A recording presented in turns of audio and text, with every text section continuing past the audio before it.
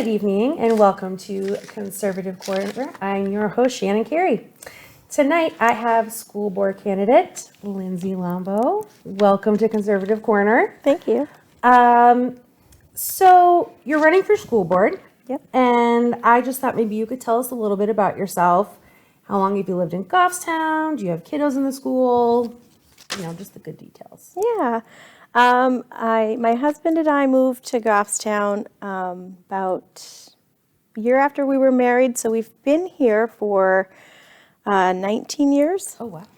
And almost 20, I guess. Maybe it is 20 years. And we spent 14 years kind of on the other side of Goffstown in Pinardville, and our kids went to Bartlett. And about 5 years ago, we moved to the complete other end of Goffstown. We're on the New Boston line now. And so we've been there for about 5 years. So I do have two daughters, both in the Goffstown schools. And I've actually had the experience of being at all of the schools because of the move. One of my daughters went straight through Bartlett. Both did Glen Lake. And then my younger one did 1 year at Bartlett and then finished at Maple. Oh, wow. So you've been at every school. And yep, now we're at Mountain View in the high school. There you go. There you go. And are your kids involved in a lot of activities like theater or sports or any of that stuff? Yeah, they have been involved in theater and government at school, the student government. They do a lot of things outside of school like archery and things, so they keep themselves pretty busy. And I heard a rumor that were you a Girl Scout? Yeah, they were in Girl Scouts for a while, and I was the troop leader for probably 6, 7 years maybe. Oh, wow. A while. From the time my oldest was in first grade, I think, until just a few years ago. Awesome. So you've been an educator for over 20 years, if I have that correct. And it's in Bedford. You're at the Bedford School District. Okay. So what has that been like, and what exactly do you do for the Bedford School District? Yeah. I have been a classroom teacher for, this is my 20th year. I have taught 3rd and 4th grade, currently in 4th. The younger ones. Yes. So 3rd grade I did for about 8 years, and then this is my 12th year in 4th. So I've kind of been at the upper elementary-ish, at least where in my building, not as much with the littles, because that's just not my personality. You're a teacher. That's like way not in my wheelhouse at all. So God bless you for teaching any child, in my opinion. But no, I mean, I love it there. I've been fortunate enough to be at the same school, same district for all of those years. Wow. Which has certainly helped me become kind of a leader in my school, because I know the curriculum well, I know the teachers and administrators well, and so that has been a benefit for me. I've had a lot of different experiences kind of within the school through my education and being able to participate in different aspects of education.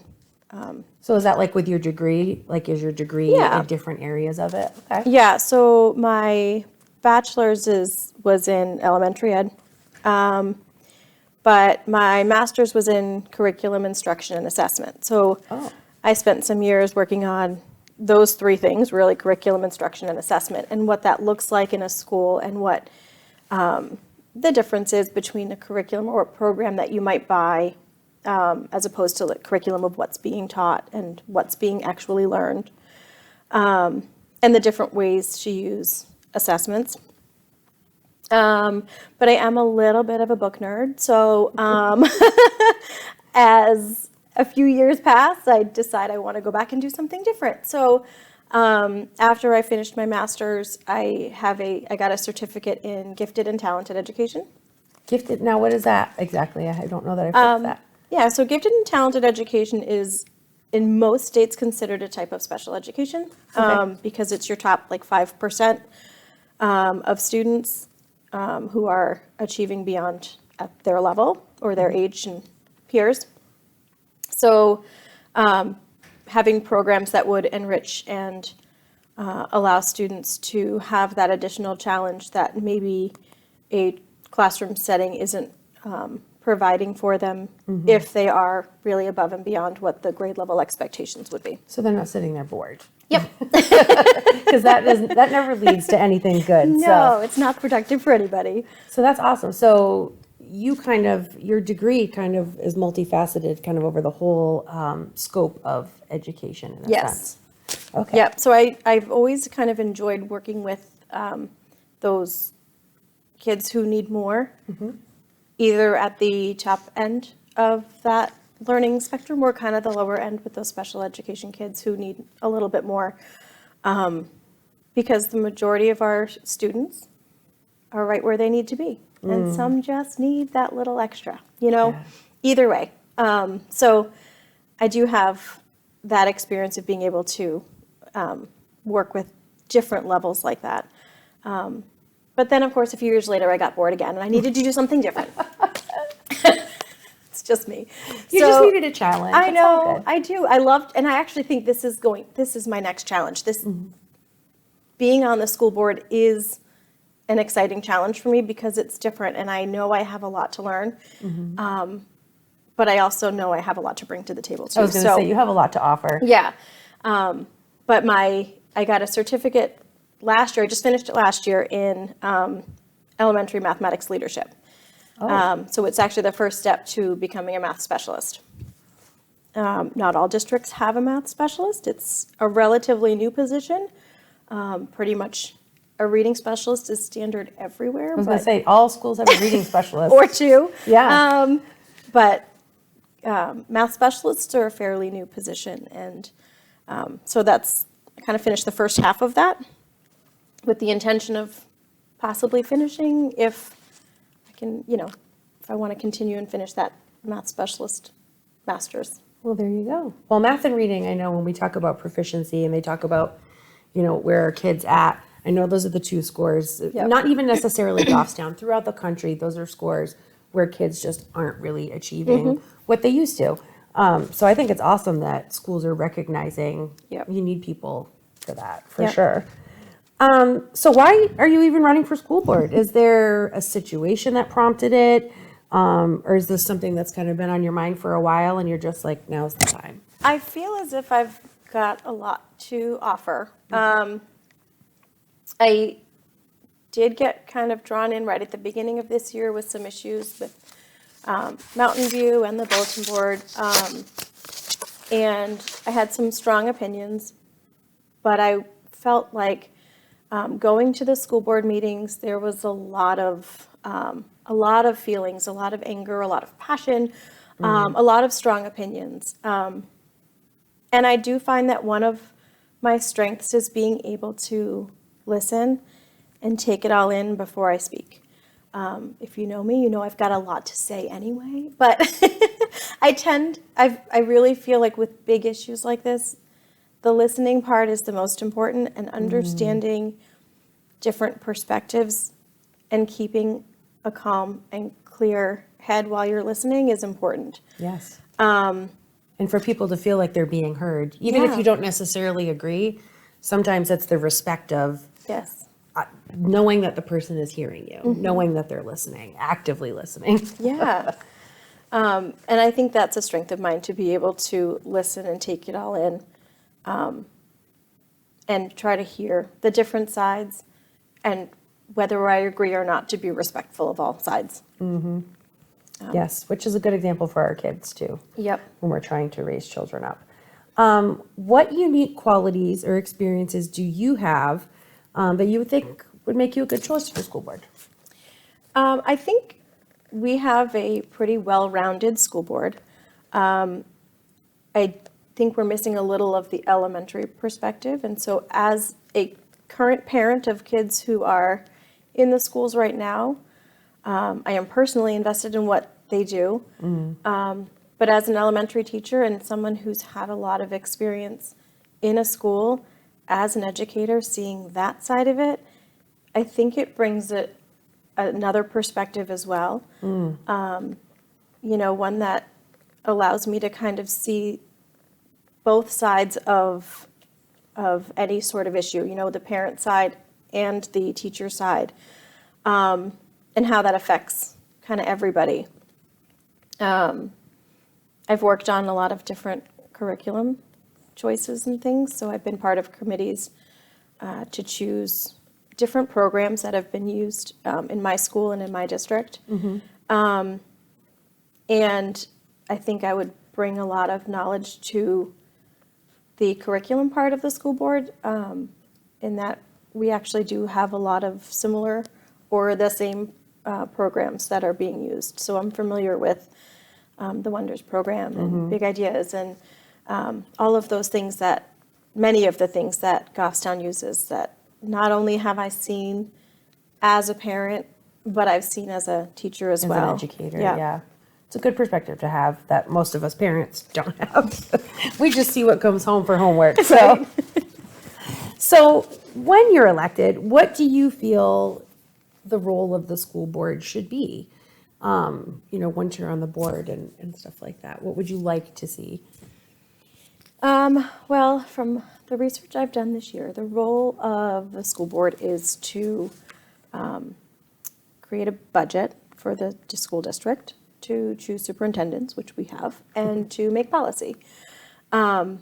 So I think of those things, the importance of understanding the budget side of things and what financially is needed to run the schools, and to either maintain or improve in our education system here in Goffstown, but also balancing that with what policy needs to be in place to help our schools run more effectively. Yeah, for sure. Sounds good to me. You have my vote anyway. So,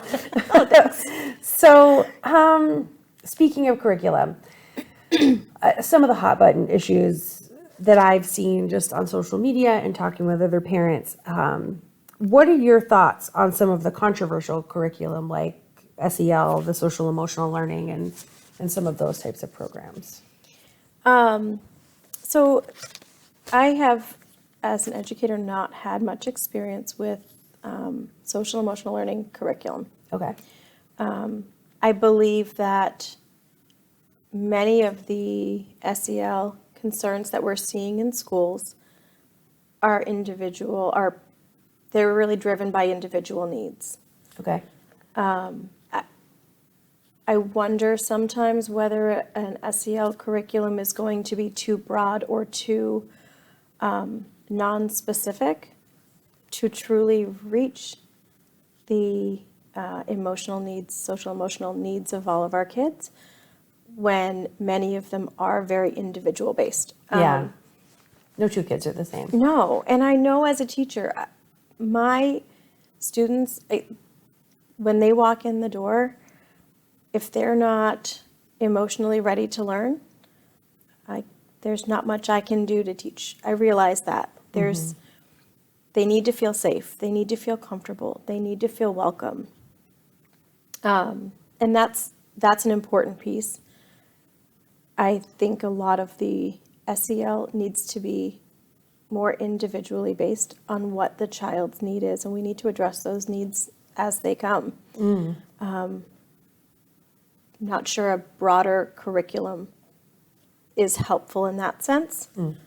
I also think it takes time away from the things that we need to teach. There are academics that have to be taught that need time, and the students need time to work with those and to really learn those well. So taking time to teach certain skills that aren't necessarily needed for all kids may not be the best use of that time. I would agree. However, in saying that, I haven't seen a lot of different SEL curriculum in use.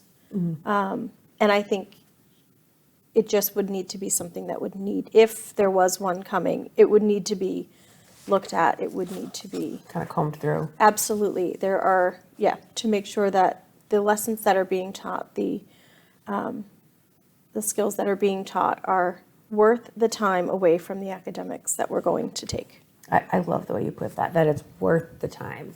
to take away. I think we should definitely be teaching kids to be kind and how Yes.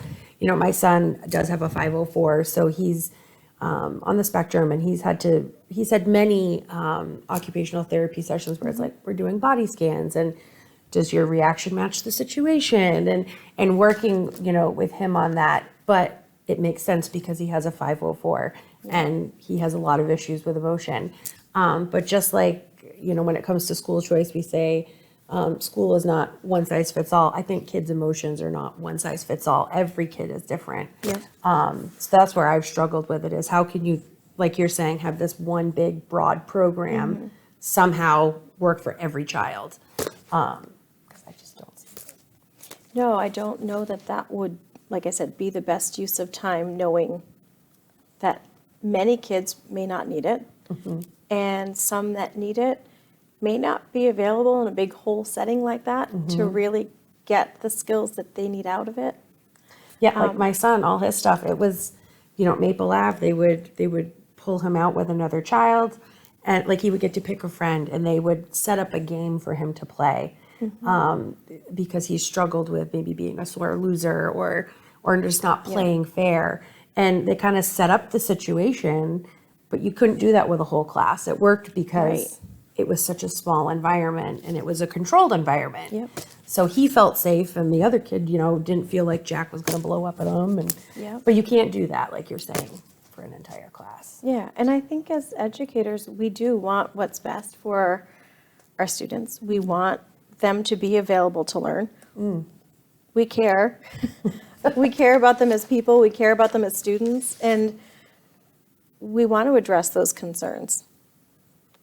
But I want to address those concerns in a way that's effective for them. And that makes sense for a whole group. Love that answer. Perfect, in my opinion. So I know several parents who would love to know your thoughts on kind of a discussion that I've seen pop up in our community recently, which is the young adult books in our school libraries. So I know for me personally, I am really against book banning, mainly for me because it's a two-way, like it works both ways. So maybe there's a book that I don't think children should have access to, but maybe there's a book I love that my kid has access to that somebody else is like.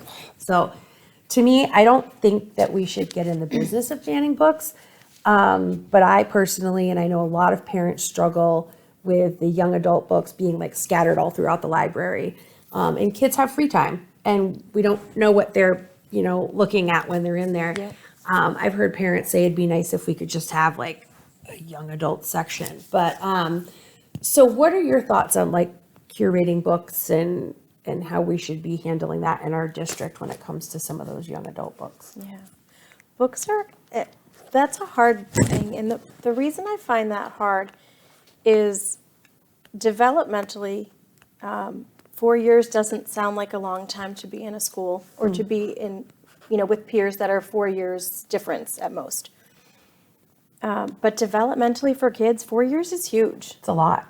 The difference between a 5-year-old walking into a first grade classroom who's turning 6 in the next week or two to a 9 or 10-year-old who's leaving fourth grade and going to Mountain View, that's big. Yeah, it's a mountains of difference. It is. And at the elementary level, I look at it like there's a reading level ability that comes as you develop through elementary school and even some through middle school. But your kindergartners generally aren't, or first graders aren't picking up the books that your fourth graders are picking up. And the topics do tend to be, at least by fourth grade, still all fairly neutral topics. Agreed, yeah. However, when you start to get to middle and high school, that changes. Your reading level kind of levels off a little, but again, your kids coming into Mountain View are 10. They're just leaving elementary school, and I know my kids are a little older now, but I still think about when they left elementary, like they're... Mine was reading Warriors, like fantasy books about cats. Exactly. And I had one who was doing that and one who wouldn't pick up a chapter book. So even in my own house, they're all over the place as to what Yep. they would pick up to read. But again, your 10-year-olds walking into Mountain View are very different from your 14-year-olds who are entering high school, who Exactly. are ready to enter high school. Because of that, we need to be a little bit more aware of the content that's being made available to these kids. I would agree. I do not envy the job of a middle school or high school librarian at No, all. I don't. I think they have a very challenging job. I think they're under scrutiny a lot. And I often wonder if they can do exactly kind of what needs to be done to be effective. So you mentioned putting the young adult books in a certain section, or possibility of permission slips, which I've heard as well. But again, how much pressure is that putting on our middle school and high school librarians? Is it even manageable for them? And I don't know, not having ever experienced that, I don't know. I don't believe books should be banned, but I also think as a school and as a district, we need to be aware that, excuse me, the books that are being shared with our 14-year-olds might need to look a little different than our 10-year-olds. And as a school and as a district, I think we probably need to err on the side of caution on books that are very challenged or controversial. Yeah. Not saying that we should get rid of them or ban them or, No. I mean, but there needs to be a way to keep our 10-year-olds as 10-year-olds. I think oftentimes we forget that they're still 10. They're still little. Developmentally, they're still not ready for many of the same topics as a 14-year-old. By the time you get to the high school, you're really dealing kind of with the same things. Yeah. Although not maybe to the same developmental extent as 10-year-olds and 14-year-olds, you know? Yeah. I feel like the gap between 10 and 14 Yes, is it's way huge. bigger than the gap between the 14 and 18. Yes, Yeah. I agree. Yeah. So I feel like those middle school years are the hardest Yeah. to know what should be acceptable and what's not. I do think as a school, we can't go through and just say, nope, not going to put anything in with this topic, or, you know, we Yeah. can't No, I don't be think that that's, I don't think that's selective. right either. Our kids should be exposed to different things. Yes. And there are some parents that feel some of those topics, they want their child to learn Absolutely. about that. And while I may not want my kid to learn about it, who am I to tell the parent that they can't, that their child can't read something? Right. So that's my struggle with it. Yes. It's like, I want to protect my kid, and I'm not saying they're not protecting theirs, but they, you know, it's their decision what they Yeah. want their kid to read. But maybe we could, like you're saying, err more on the side of caution. Yeah, I do think for some of those more controversial, we do just need to err on the side of caution and make those decisions recognizing that, again, something that might be okay for my 14-year-old to read may not be the same as what my 10-year-old should be seeing. As a parent, my daughter reads books that I don't always love that she's reading, that she Yeah. is an avid reader and she will read anything. My daughter, yep. And there are times that I have read the same books she's reading just to have the conversations about the books, because I'm not the hugest fan of the book. But I want to be able to have those conversations with her. But I also feel that's my job as a parent. Yeah. And as a parent, I believe that that involvement is important. But Yeah. Agreed. Just totally agreed. Yeah. So we have a few minutes left, so I'm going to ask you for like a quick answer. So you talked about in the very beginning of our interview, you talked about the whiteboard issue. Parents were pretty heated on both sides, which I totally get. absolutely. Because in the end, everybody just wants what's best for their kids. But do you think there are any policies or steps that the board could take to prevent issues like that from that happening again? In a way that still helps all children feel welcome, that they're all seen and heard, but maybe in a way that's less controversial. Are there any thoughts you have on what they could do in the future to prevent another school Yeah. board situation like that. That was very passionate people. There were people who had very strong feelings. And like you said, I think it's really important to recognize that every parent who had really strong feelings felt strongly that they were doing the best thing for their kids. Exactly. And we didn't agree. But every parent there felt like they were doing what was best. And that's part of what I thought one of my strengths was, being able to listen to those both sides. Yeah. I think policy, making sure that policy is clear to teachers, administrators, I think that could have been somewhat avoided had somebody kind of seen that or stepped in Because I know earlier. it was there for a period of time. Yeah. It's not like it was just And I don't- there and someone saw. I knew it had been there for a while from what I heard. Yeah. So I was kind of like, how did a teacher or an administrator not question, like, maybe this is. And there's, being in a school, there's a lot going on. My administrators walk in my classroom, they're not looking at my bulletin boards all the time. They're doing 100 other things. Yeah. Probably 1,000 other things. Yeah. So I think it is kind of a combination of the teachers and administrators working together, but also from making sure from above, from SAU level, school board level, that those policies are known. And that it's addressed. I think had it been addressed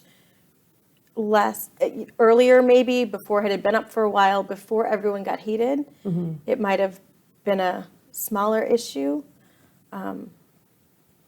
As passionate as I was about it, I had to step back at one point and go, this poor school board. Yeah. Like, when Yep. have people ever come to their meetings and then all of a sudden we were just like on them, like white on rice? And I felt like there was a part of me that was like, we as parents deserve to be heard.